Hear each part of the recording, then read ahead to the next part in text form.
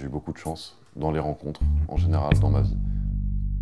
L'envie première, c'était celle de m'exprimer, de raconter des histoires. J'ai dessiné, j'ai peint, j'ai sculpté, j'ai fait beaucoup de choses. Et un jour, mon père m'a offert un appareil photo. Et c'était un petit peu le coup de foudre avec le médium, avec même le bruit que ça faisait, le rapport à l'objet, le rapport qu'on a avec un appareil photo face aux gens. Tout ça, en fait, ça m'a séduit. J'ai trouvé que c'était une forme, un médium artistique assez efficace, on va dire. On peut faire des images rapidement, on peut avoir un rendu assez rapide avec la photo. Finalement, c'est juste un choix de médium, on va dire. Parce qu'à cette époque-là, je pense que l'envie première, c'était celle de sortir ce que j'avais dans la tête et dans les tripes, quoi. Donc j'ai passé le concours des Gobelins, que j'ai eu. J'ai été très très vite attiré par le portrait. Et c'est pour ça aussi qu'ensuite j'ai assisté un portraitiste pendant 2 ans après l'école.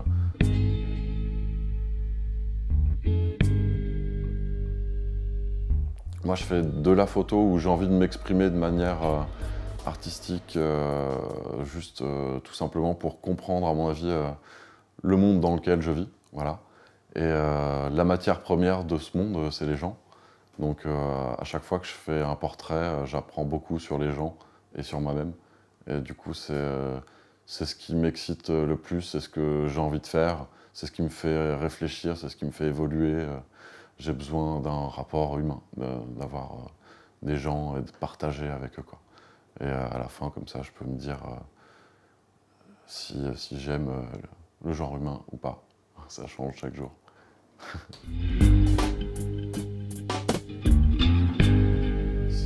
C'est 50-50. Si je fais une journée de photo, je fais une journée de retouche.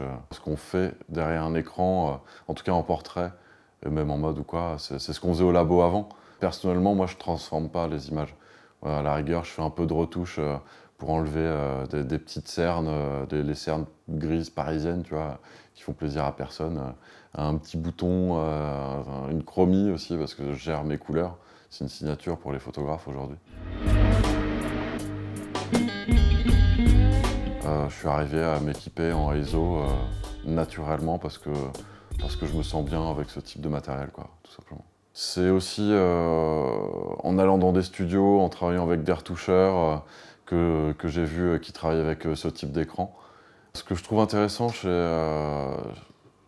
ISO, c'est que déjà la taille de leurs écrans, ça apporte un certain confort. Il y a un matériel qui est assez pointu, on va dire, que ce soit les logiciels de calibration, les sondes, que finalement aujourd'hui même j'utilise plus parce que celui que j'ai aujourd'hui se calibre automatiquement. Je trouve aussi l'objet assez classe. Et je trouve qu'en plus, les gens qui travaillent pour ISO font l'effort en fait, d'être assez proches des photographes, de les accompagner dans leur travail, de comprendre leurs contraintes, à la fois pour eux, de leur côté, avancer dans le bon sens. Mais nous, du coup, on est assez rassurés qu'on n'est pas face à des gens qui veulent juste nous vendre du matériel. On est accompagnés de manière, on va dire, pertinente et agréable aussi, quoi. Voilà.